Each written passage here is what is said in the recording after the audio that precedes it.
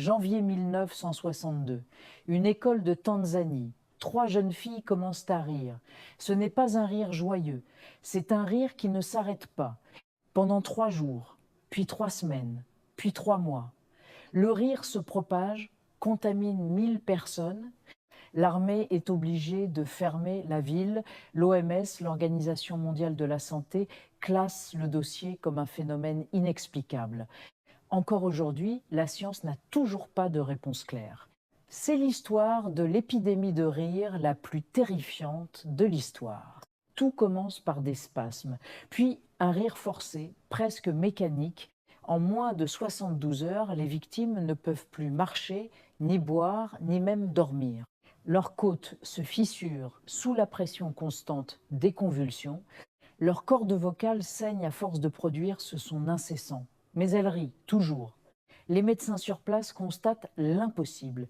Il n'y a aucune trace virale dans leur sang, aucune lésion cérébrale visible sur les scanners. Rien. Juste un rire qui se propage. Pas comme un virus classique. Il se propage par le regard, par la peur que l'on lit dans les yeux des autres. Par le silence angoissant entre deux souffles, deux éclats de rire, c'est une contagion psychologique, une onde de choc émotionnel qui balaye tout sur son passage. Les écoles ferment les unes après les autres, les villages se barricadent, la panique est totale. Les psychiatres, appelés en renfort, finissent par découvrir un déclencheur possible.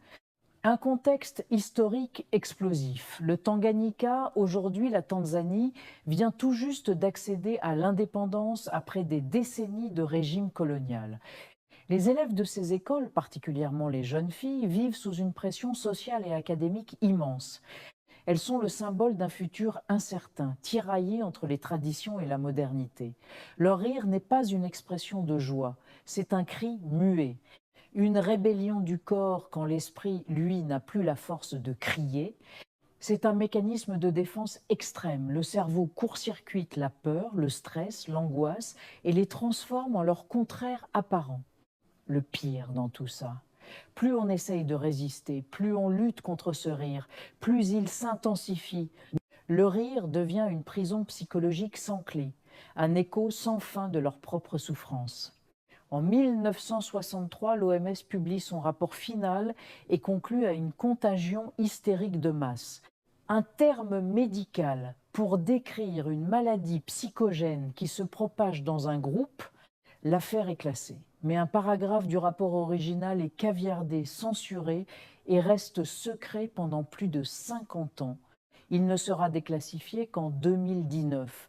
Que disait ce passage caché? Il retranscrivait les témoignages les plus troublants des victimes. Je cite, « Les victimes décrivent une présence invisible qui les force à rire. Elles disent, elle ne veut pas qu'on arrête, elle veut qu'on la voie. » Aucun scientifique de l'époque n'a osé publier ces témoignages. C'était trop proche du surnaturel, trop irrationnel, trop dangereux pour la raison scientifique. Ces mots ont été enterrés, jugés trop dérangeants. Alors que s'est-il vraiment passé en Tanzanie?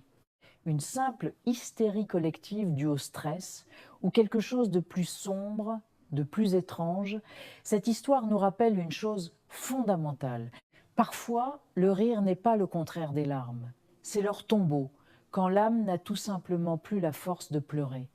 Merci d'avoir regardé, n'oubliez pas de vous abonner pour d'autres histoires qui défient notre compréhension du monde.